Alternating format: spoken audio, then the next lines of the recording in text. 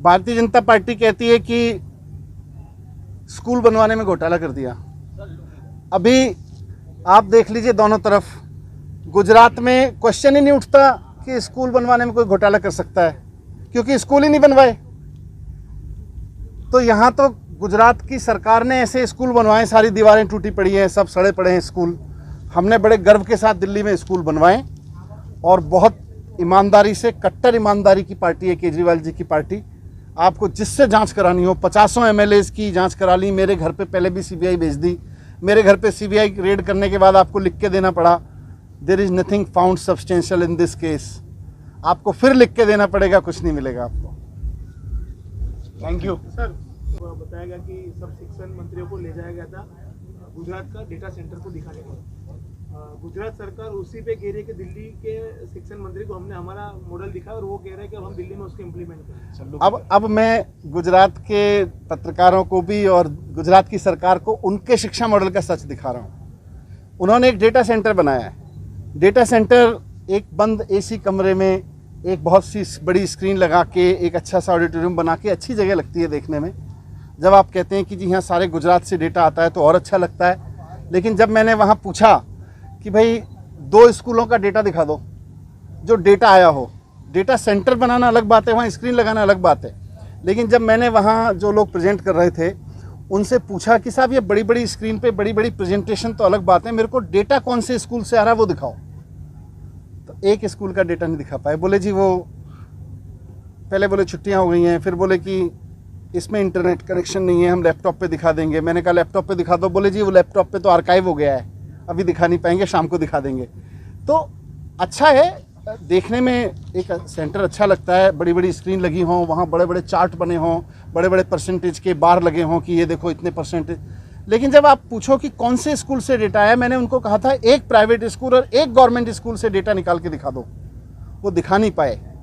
कभी उनका इंटरनेट गायब हो गया, कभी बोले छुट्टियाँ हो गई हैं, कभी बोले आर्काइव में चला गया है, फिर बोले शाम को दिखा देंगे। तो डेटा तो दिखा नहीं। डेटा जिस आप कह रहे हो कि हमारे पास पूरे गुजरात के स्कूलों से डेटा आता है, मैं कह रहा हूँ वो स्कूल तो दिखा दो जहाँ से डेटा आता है। अब ये स्कूल ऐसे हैं यहाँ से कि आप खुद, मेरा पत्रकार बंधुओं से रिक्वेस्ट है, एक बार कैमरा और पत्रकारिता के अलावा ये स्कूलों की तरफ देखिएगा आप, यहाँ से क्या डेटा आता होगा, डेटा सेंटर क्या है और ये स्कूल क्या हैं। यहाँ तो बच्चे पढ़ने ना, मेरे को स्कूल दिखाओ ना। एक भी स्कूल नहीं दिखाया उन्होंने।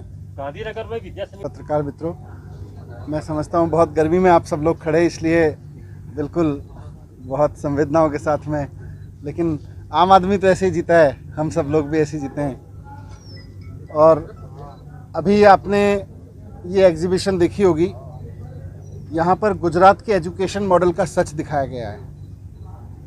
गुजरात में पिछले 27 साल से भारतीय जनता पार्टी की सरकार है और गुजरात के आम लोगों के लिए, गुजरात के कस्बों में, गुजरात के गांवों में, गुजरात के अलग अलग ज़िलों में भारतीय जनता पार्टी की सरकार ने पिछले 27 साल में किस तरह के स्कूल बना के छोड़े हुए हैं, उनकी एक झांकी यहाँ पे दिख रही है।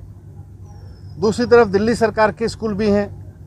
5 साल में अगर केजरीवाल जी के नेतृत्व में दिल्ली के स्कूल टेंट वाले स्कूल से इतने अच्छे हो सकते हैं, 2015 से पहले दिल्ली के स्कूल भी ऐसे होते थे जैसे यहाँ गुजरात के स्कूल हैं, लेकिन 5 साल में अगर उनकी तस्वीर बदल सकती है तो 27 साल में भारतीय जनता पार्टी गुजरात में अच्छे स्कूल, अच्छे सरकारी स्कूल क्यों नहीं बनवा पाई? क्योंकि नीयत नहीं है। क्योंकि भारतीय जनता पार्टी की स्कूल देने की, अच्छे स्कूल देने की, अच्छे सरकारी स्कूल देने की कोई नीयत नहीं है। नहीं तो 27 साल बहुत लंबा समय होता है। अगर टेंट वाले स्कूलों को दिल्ली में 5 साल में बदला जा सकता है तो क्यों नहीं बदला जा सकता, गुजरात में क्यों नहीं बदला जा सकता? बड़ा दुख हुआ। मैं पिछले दिनों अपने गुजरात की टीम के आमंत्रण पर यहाँ आया था, भावनगर में गया था, शिक्षा मंत्री जी के हलके में, उनके विधानसभा क्षेत्र में, शहर में स्कूल देखे थे मैंने भावनगर में। बहुत बुरा हाल था, मकड़ी के जाले लगे हुए थे, टूटे पड़े हुए थे। उसके बाद पूरे गुजरात से बहुत सारे लोगों ने अपने अपने गांव के, कस्बों के स्कूलों के फ़ोटो भेजे हैं, शहरों के स्कूलों के फ़ोटो भेजे हैं और उनके कुछ चुनिंदा स्कूलों की हमने यहाँ एग्जीबिशन लगाई है और साथ साथ दिखाया है कि दिल्ली की एग्जीबिशन क्या है। तो मैं आज गुजरात के एक एक आम आदमी से अपील करना चाहूँगा कि अपने बच्चों के लिए अच्छे स्कूल बनवाने वाली पार्टी को लेके आई है। अगर दिल्ली में हो सकता है तो गुजरात में तो बहुत आसानी से हो सकता है। अगर आप अपने बच्चों से प्यार करते हैं, अगर उनके भविष्य की चिंता करते हैं, तो फिर ऐसी पार्टी को चुन के लेके आइए जो आपको अच्छे स्कूल बना के दे। ऐसे टूटे फूटे सड़े हुए जाले लगे हुए स्कूल में अपने बच्चों को कब तक पढ़ाएंगे। मैं साथ साथ ये भी कहना चाहता हूँ कि अभी पिछले दिनों 2 दिन से देश भर के शिक्षा मंत्रियों को गुजरात में बुला के एक मीटिंग की गई, जिसमें केंद्र सरकार की ओर से एक अच्छी पहल थी कि देश के सारे शिक्षा मंत्रियों को बुला के, स्कूल मंत्रियों को बुला के और उनके साथ नई शिक्षा नीति पे चर्चा की।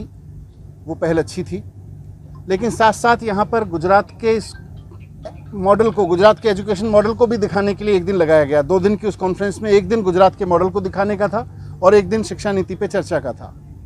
तो परसों जब हम गुजरात का मॉडल देख रहे थे तो मुझे आश्चर्य हो रहा था कि देश भर के शिक्षा मंत्रियों को बुलाकर, स्कूल की शिक्षा मंत्रियों को बुलाकर गुजरात सरकार ने एक भी स्कूल नहीं दिखाया। इधर उधर घुमाते रहे, कोई सेंटर दिखाते रहे। एक भी स्कूल दिखाने की हिम्मत नहीं हुई गुजरात सरकार की। क्यों? क्योंकि एक भी स्कूल दिखाने लायक नहीं बनाया। आज दिल्ली में कोई आता है, गुजरात से आए, देश से आए, विदेश से आए, हम अपने स्कूल में ले जाते हैं, हम उसको डेटा नहीं दिखाते। हम उसको ये नहीं दिखाते देखो हमारे कंप्यूटर इतने अच्छे लगा रखे हैं सेंटर पे।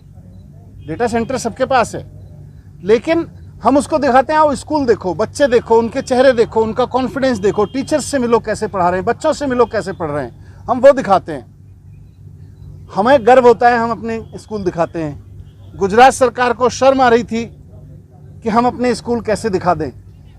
सारे देश के शिक्षा मंत्रियों को बुला के गुजरात का एक भी स्कूल नहीं दिखाया गया। ये बहुत शर्म की बात है और मुझे पूरी उम्मीद है कि अब गुजरात के लोग, क्योंकि उनके पास विकल्प है, एक एजुकेशन पे काम करने वाली, बच्चों के भविष्य को तैयार करने वाली पार्टी को लेकर आएंगे। उनके पास विकल्प है।